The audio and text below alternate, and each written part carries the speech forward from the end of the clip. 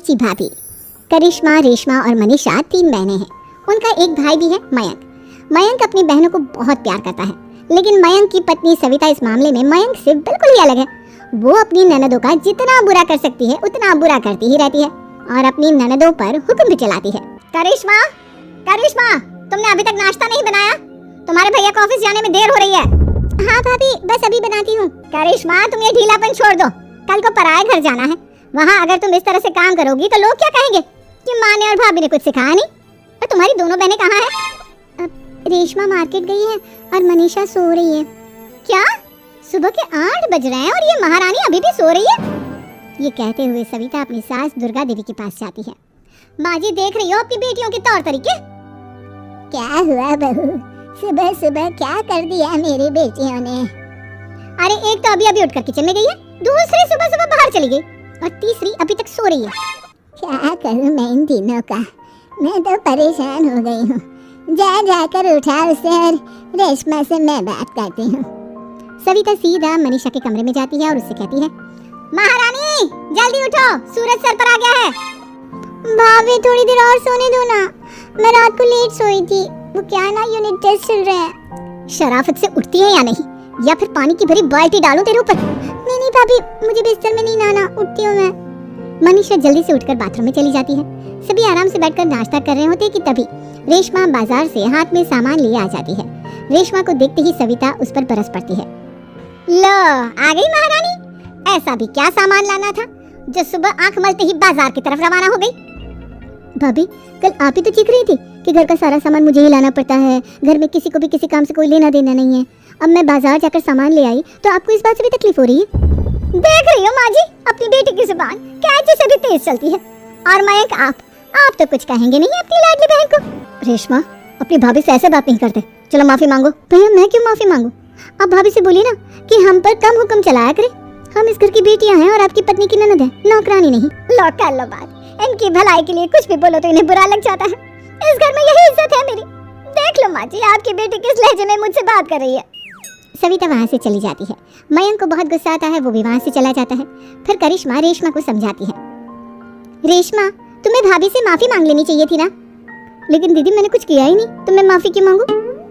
हाँ करिश्मा दीदी, रेशमा दीदी जैसे ही घर में आई भाभी ही उन पर चिल्ला रही थी। हाँ मैं मानती हूँ कि गलती भाभी की थी, मैं तो इसलिए बोल रही हूँ कि भाभी ने माँ को तो पूरी तरह अपने वश में कर लिया है। वो हमारी बात सुनती ही नहीं।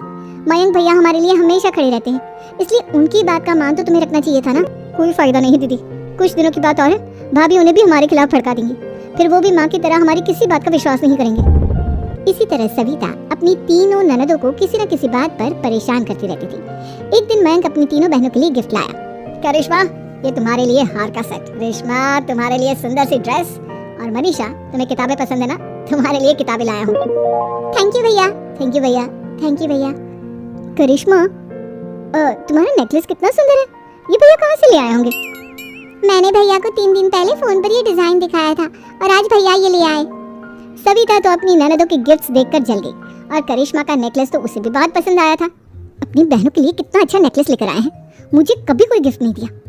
मैं आज ही ये हार चुरा लूंगी। रात में सविता करिश्मा का हार चुरा लेती है और इसी तरह उसे अपनी ननदों की जो भी चीज़ अच्छी लगती वो उसे मांगती नहीं, बल्कि रात के अंधेरे में चुरा लेती। इसी तरह दिन बीतते गए और सविता ने मयंक के दिल में भी उसकी बहनों के लिए नफरत पैदा कर दी। एक दिन मयंक ने करिश्मा और रेशमा के लिए रिश्ता देखा और ये बात उसने घर में सबको बताई। माँ, करिश्मा और रेशमा के लिए बहुत अच्छा रिश्ता आया है, वो लोग कल इन्हें देखने आ रहे हैं, आप और सविता मिलकर सारी तैयारी कर लेना। ये सुनकर करिश्मा और रेशमा खुश हो जाती हैं, लेकिन सविता सोचती है अगर इन दोनों बहनों की शादी हो गई तो घर और बाहर का काम कौन करेगा? मनीषा तो एक नंबर की कामचोर है, उससे तो किसी बात की उम्मीद लगाना ही बेकार है। मुझे इस शादी को रोकना होगा। अगले दिन सभी लड़के वालों के स्वागत की तैयारी करने में लगे होते हैं। तभी मयंक अपनी बहनों से आकर कहता है, तैयार हो गए तुम दोनों? देखो दोनों लड़के बहुत अच्छे हैं, मैं कोई कसर नहीं छोड़ना चाहता, इसलिए तुम उनके सामने अच्छे से बिहेव करना और अपनी भाभी से लड़ने मत लग जाना। करिश्मा, तुम वो नेकलेस पहन लो ना जो मैं तुम्हारे लिए लाया था। भैया मैं बहुत देर से वो नेकलेस ढूंढ रही हूँ, लेकिन मुझे मिल ही नहीं रहा। क्या तुमने नेकलेस खो दिया? तुम्हें पता भी है वो कितना महंगा था, तुम कोई काम ढंग से नहीं कर सकती। मयंक गुस्से में वहाँ से चला जाता है। थोड़ी देर बाद लड़के वाले भी आ जाते हैं, वो दोनों बहनों को पसंद कर लेते हैं और रिश्ता पक्का हो जाता है। लेकिन सविता के दिमाग में तो कुछ और ही खिचड़ी पक रही थी। वो पंडित जी के पास करिश्मा की कुंडली लेकर जाती है और उन्हें पैसे देकर करिश्मा की कुंडली बदलवा देती है। जब लड़के वालों के पास करिश्मा की कुंडली जाती है तो वो दुर्गा को फोन करते हैं। बहन जी, हमने करिश्मा की कुंडली अपने पंडित जी को दिखाई थी। आपकी बेटी की कुंडली नहीं बल्कि दोषों का पिटारा है।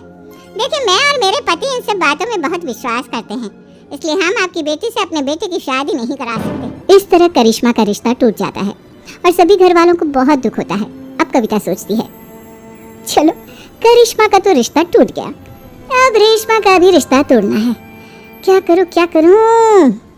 अब सविता आवाज बदलकर किसी अननोन नंबर से रेशमा के होने वाले ससुराल में फोन करती है। हेलो, मैं कौन हूँ कौन नहीं ये आपके लिए जानना जरूरी नहीं, बस इतना सुन लो कि रेशमा का 2 साल से किसी के साथ अफेयर चल रहा है। बस रेशमा का रिश्ता तोड़वाने के लिए सविता का इतना कहना काफी था। अब रेशमा का भी रिश्ता टूट गया। मयंक और दुर्गा देवी ने रेशमा को खूब खरी खोटी सुनाई और उससे बार बार उस लड़के के बारे में पूछने लगे। आप दोनों मुझे क्यों परेशान कर रहे हो? अरे कोई लड़का होगा मेरी लाइफ में तो मैं बताऊंगी ना, जब कोई है ही नहीं तो कहाँ से लाऊं मैं कोई लड़का? तो तेरे होने वाले ससुराल वालों को फोन किसने किया था? माँ, मैं नहीं जानती किसने फोन किया था, मैं सच कह रही हूँ। मैं तो पहले ही कह रही थी इसकी लगाम खींच कर रखो, लेकिन मेरी सुनता ही कौन है? अब चुप रहिए भाभी, ये सब आपका ही किया धरा है। अब तीनों बहनों को विश्वास हो जाता है कि ये सब उनकी भाभी ही कर रही है। तीनों बहनें अपनी भाभी को सबक सिखाने के लिए एक वकील कर लेती है और घर में हिस्सा मांग। देखो भैया, माँ बाप की जायदाद में जितना बेटों का हक होता है उतना ही बेटियों का, इसलिए इस घर के 4 हिस्से होंगे और हमें अपना हिस्सा चाहिए। मैंने तुम्हारे लिए क्या क्या नहीं किया और तुम इस घर में हिस्सा मांग रही हो? भैया, आप और माँ हम बहनों की कोई बात नहीं सुनते हो और भाभी हमारी शादी नहीं होने देगी, क्योंकि उन्हें लगता है कि आप हमारी शादी में ज्यादा पैसा लगाओगे और उन्हें हम जैसी फ्री की नौकरानी कहाँ मिलेगी। तो हम भाभी के साथ तो रह नहीं सकते, हम बहनों को अपना हिस्सा चाहिए। अरे तुम्हें शर्म आनी चाहिए अपनी भाभी पर ऐसा इल्जाम लगाते हुए। वो तुम्हारे बारे में कितना सोचती है। हाँ माँ, भाभी हमारे बारे में बहुत सोचती है, दिन रात बस यही सोचती रहती है कि किस तरह से अपनी तीनों ननदों को परेशान करूं, और कभी मुझे पढ़ने भी नहीं देती। दोनों बहनों का रिश्ता भी तो इन्होंने ही तोड़वाया है और रात में हमारे कमरे में आकर हमारी चीजें भी चुराती हैं। इसी तरह सविता की तीनों ननदें अपनी बात पर अड़ी रही। अब कोर्ट में तारीख भी शुरू हो गई। जब सविता को लगा कि उसकी तीनों ननद इतनी आसानी से नहीं मानने वाली, तो उसने अपने पति और सास को सारी सच्चाई बता दी और अपनी तीनों ननद से माफी मांगी। मयंक और दुर्गा को भी अपनी गलती का एहसास हो गया। अब सविता खुद करिश्मा और रेशमा के लिए अच्छा रिश्ता ढूंढती है और उनकी शादी करवाती है।